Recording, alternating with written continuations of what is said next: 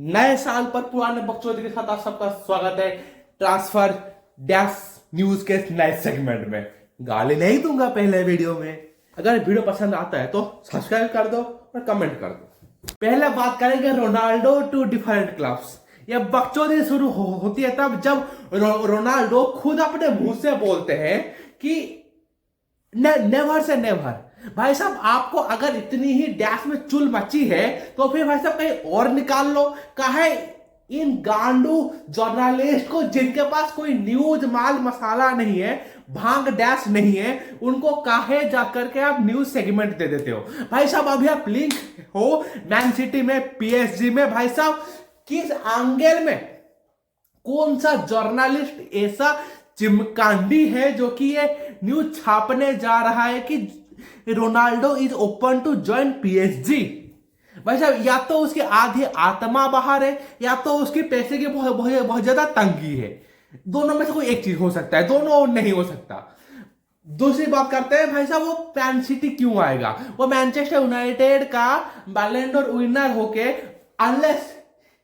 Alex Figo वाला उसका जिन activate ना हो जाए, क्योंकि वो भी एक पुर्तगाल थे जो कि बारसा से रियल माद्रिद ज्वाइन कर दिए थे। अगर अनलेस वो एलेक्स फिगो वाला जेनेटिक्स सर रोनाल्डो का एक्टिवेट ना हो जाए तब तक वो तो नहीं जाने वाले।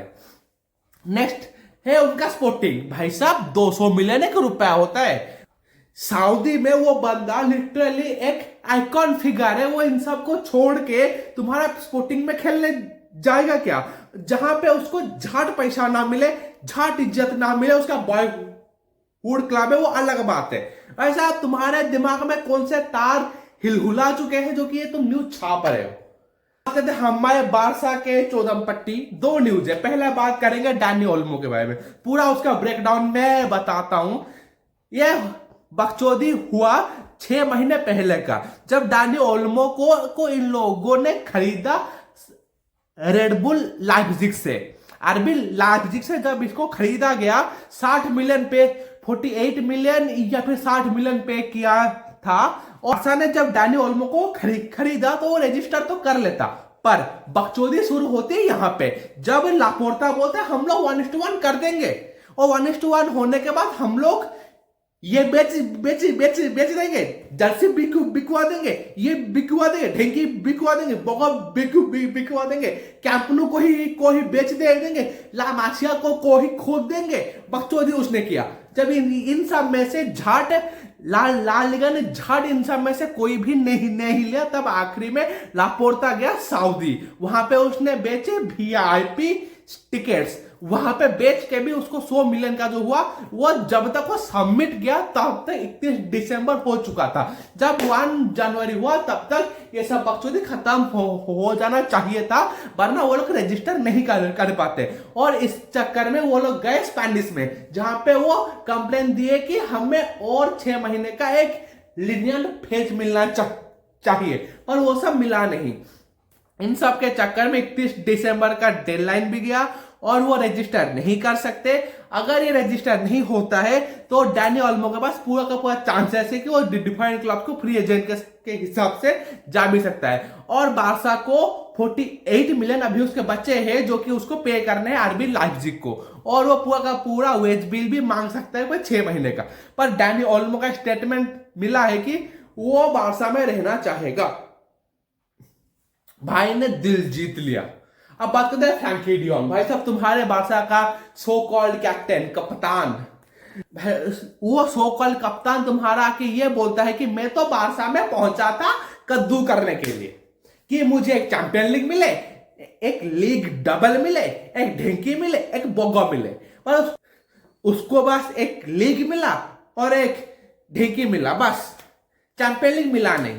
भाई साहब तू कैप्टन है, तू एक क्लब का कैप्टन होके तू ये आके बोल सकता है कि जब तुम्हारा क्लब टर्मोइल में है, जब तुम्हारे क्लब की एल लगी पड़ी है, तब तुम आके ये बात आके बाहर कैसे बोल सकते? अगर तुम्हें जाना है ना भाई साहब तू चला जा, पर तेरे को पैसे भी लेने हैं, पर तेरे को ढेंकी भी लेना है। भाई साहब तू पागल हो चुका है, तू करना क्या चाहा जाता है? मैं रियल माद्रिद फैन हूं, मैं तब भी बोला हूं ये बंदे से इस बंदे को बेच दो, वरना तुम्हारे क्लब की अलग हालत खस्ता हो सकती है। और इतना बड़ा जो वो वेज बिल पकड़ रखा है ना, एल लगेंगे तुम्हारे। कहते हैं मैनचेस्टर यूनाइटेड के ट्रांसफर न्यूज की, इस साल वो इस जनवरी वो एरिक्सन, कैसेमिरो और राशफोर्ड को बेच सकते हैं। ये खबर बाहर आई है कि द राशफोर्ड सो कॉल्ड हमारा स्पोर्टिंग फेस उसको बेचा जा सकता है, क्योंकि उसके इनडिसिप्लिन एक्शन है और हमें 50 मिलियन चाहिए। हमें लेफ्ट बैक, एक बॉल कैरियर और एक लेफ्ट विंगर चाहिए, वरना हम लोग इन सब में नहीं जी सकते, क्योंकि हमें विंटर में 3 साइनिंग करने पड़ेंगे। अगर इन तीनों को साइन करना है तो फिर इन तीनों में से मिनिमम 2 को हमें बेचने पड़ेंगे, वरना एरिक्सन अगले महीने फ्री एजेंट के हिसाब से चला जाएगा। और कैसेमिरो का तो है लॉन्ग टर्म कॉन्ट्रैक्ट और राशफोर्ड का तो कॉन्ट्रैक्ट है ही। फ्रैंकी डी जॉन्ग का कंडीशन जो है कि 2026 तक का एक लंबा चौड़ा वाला कॉन्ट्रैक्ट है, वेज बिल इतने हैं, कोई भी पे करने को तैयार है नहीं। वही बकचोद हमारे साथ भी है, अगर हमें उसको निकालेंगे तब भी हमें पैसे गिरेंगे, अगर रखेंगे तब भी पैसे गिरेंगे। यहां जाओ तो डैश, यहां जाओ तो डैश। मैं गाली नहीं देना चाहता नए साल के पहले ही वीडियो में। अब बात करते हैं आखिरी सेगमेंट, द आर्नोल्ड इशू। भाई साहब, अभी एक न्यूज निकला था जनवरी 1 को कि रियल माद्रिद 15-25 मिलियन का बीड करने वाली है। अब कल मैंने जब वीडियो बनाने के लिए गया, जब आज सुबह मैं वीडियो बनाने के लिए बैठा, तब मुझे मिलता है कि रियल माद्रिद तो कोई बीड करने ही नहीं वाली। भाई साहब, मेरा दिमाग आधा खोखला हो गया, मैंने वीडियो बंद कर दी। तब मुझे ये मिलता है कि रियल माद्रिद 15 मिलियन का बीड कर सकती है और आर्नोल्ड ये बोल सकता है कि मैंने तो जनवरी में चांस दिया था तुम्हें कि तुम मुझे बेच के फायदा निकालो, पर तुमने बेचा नहीं।